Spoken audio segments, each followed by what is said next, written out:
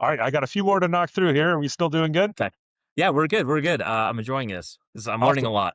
All right. So just continuing with your umbrella policy. So lots of times we'll see people have vacant land on it and they don't necessarily think to schedule that on an insurance policy because there isn't a house to insure on it. Well, what if someone, is slips and falls, injures themselves on the land, they're hunting, whatever on it. So make sure that your vacant land is scheduled on your policy and correctly titled if held in a entity name other than yourself. And then you mentioned like Hagerty earlier. So if you have other policies, so again, commonly we'll see prospects that will have policies with multiple companies. So whether that be collector car, rental properties, holding a property jointly with another family member, like a cabin or lake house or something like that, having toys, watercraft, ATVs, snowmobiles, making sure that those policies are all listed on your umbrella policy. So a lot of times people think, hey, great, I have an umbrella. And then we'll get in and review policies and realize that, half their stuff isn't covered on the umbrella policy that they have on it. So, and then my last umbrella tip is don't buy an e-bike. Just don't do it. There's no upside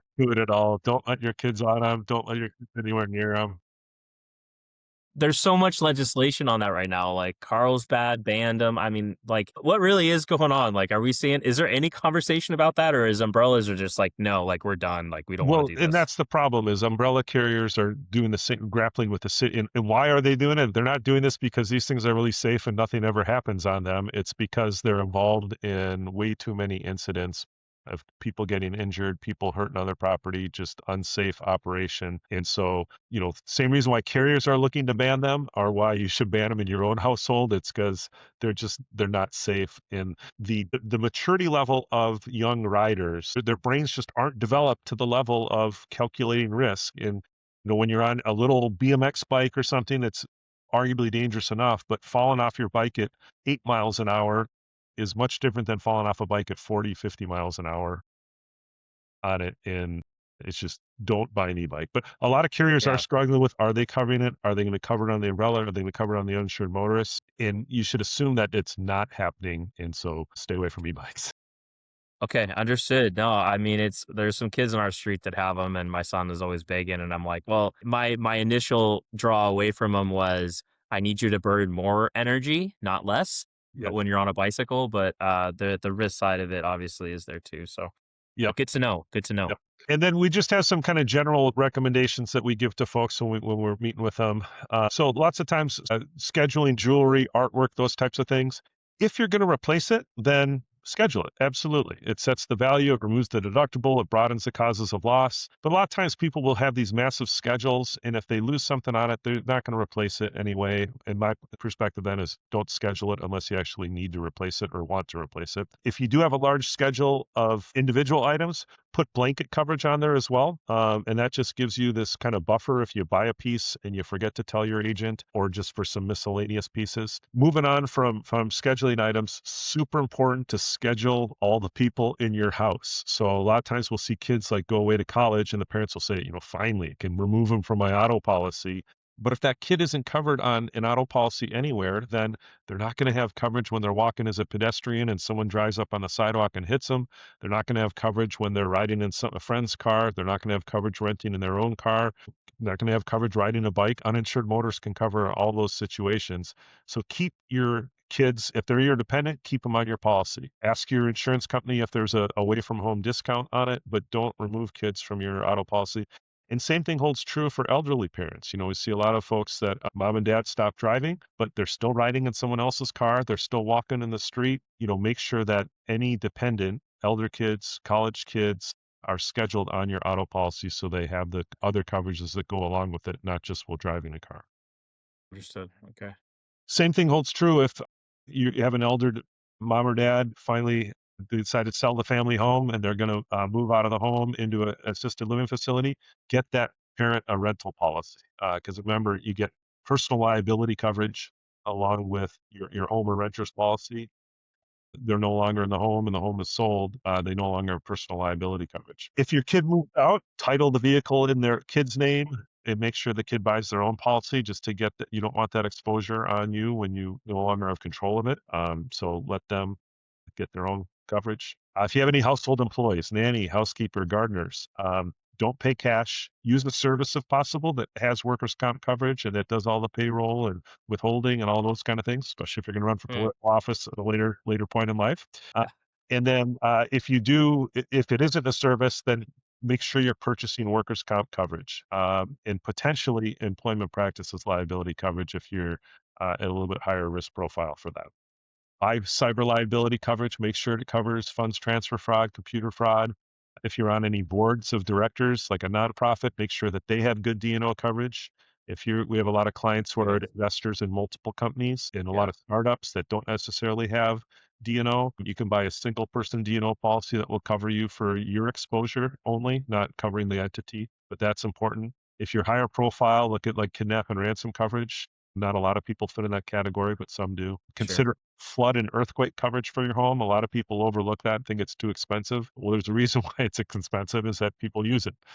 So make sure you've at least considered flood and earthquake coverage. If you are in an area where wildfires, which that's becoming more, read about them in Georgia now, big wildfires, traditionally a big wildfire state. Make Huh. sure your carrier offers wildfire defense coverage and then make sure you're enrolled in it and then annually look at who are the contacts for this be it like a home caretaker or gate codes or those types of things so that, and this is coverage where the insurance companies actually will go in and hire their own private fire service to make sure your home is protected in the event of a mass type event. But no good, obviously, if no one can get to your property or your contact info's out of date.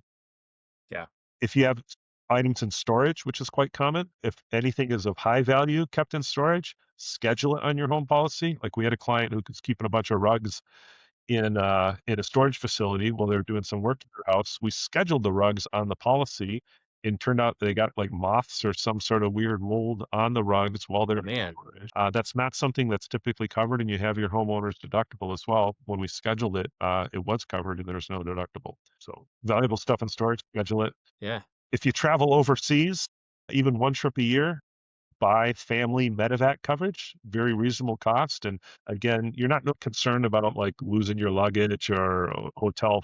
All those Yeah. policies will cover that, but what you're really covering it for is if you get really, really sick and you're in a bad spot or not far from home, or you're far from home, it's the cost to medevac you back, which can be in the hundreds of thousands of dollars. If you're in a situation where you need to be medevaced, like it's the wrong time to be thinking, man, like we really need our kid out of this country, but it's 100 grand, 200 grand to charter a flight. You don't want to be thinking that decision. Yeah, no kidding. I never thought about that. Is it only like would you only I guess you would only need because I'm thinking Puerto Rico, right? So we go there. Not necessarily like a bad place to go, but I feel like, You're getting not home, our right? kids right, you're not home and I mean, so would it work for something like that or I don't know, I'm 100%. just Yeah, curious. Okay, okay. hundred Gotcha. It percent. doesn't have to be necessarily that you're going to Europe or Japan. It can be No, exactly. And their okay. annual policies, they're super easy to get. You don't have to schedule the trip, covers everyone in your household. It's just one of those you buy Yeah. it every year, forget about it, and hopefully Yeah. you don't ever have to get medevac. No, I've been on enough family trips like with my family back in the day and it was kind of a running joke. It's like who's going to get injured on this vacation? There were 6 of us and between there was probably three times when someone got really sick or cut a finger or something that, cuz wild children, but that probably would have been helpful and if it cost, if it was reasonable, I'm sure my dad if he'd known about it would have probably jumped on it. Would have been good to have. And again, all these things you're likely never ever have to use, and we Right. hope that you never have to use. But just Right. imagine you're on that family trip and someone breaks their neck, in a swimming pool or surfing or whatever. Totally. That person's not getting on, a Delta flight and flying coach back home. They're going to have to be medevaced out on it. Yeah. It's those types of things that, making sure you have that type of coverage in place. So a couple other Yeah. things, and then I'm finally done with my suggestions on all the things you We, probably never want to think about. Well, you did say this was comprehensive, so we're good. Yep. So if you do any short-term rentals of your home, again, this is very common, especially with people with really nice houses. They're like, man, we're going to be in Europe anyway for the summer. We can rent our house out for 40 grand this month. Make sure that your insurance policy would cover any sort of short-term rentals. Usually most will allow a little bit, but if a little bit becomes a lot, then You can negate coverage again, the wrong time to find out about it when you have a messy claim come in. Don't do any ride share or like Turo is a common thing. People are like, man, we got cars sitting around. Let's make a little money on them. Yeah. Turo is cool. It's got a cool app. Okay to rent from them. Don't put your own vehicles in the Turo fleet. Okay. And then we talked about this several times, but just if you have the ability to put things in an LLC that are higher risk, like rental properties, then we encourage you to do so. So, with all this, though, the biggest thing is your situation is going to be unique. Use these as a guide, but have conversations, and they have to be ongoing conversations because no one lives stay the same. Things change over Mhm. time. Your risk profile changes over time. Your risk tolerance just changes over time.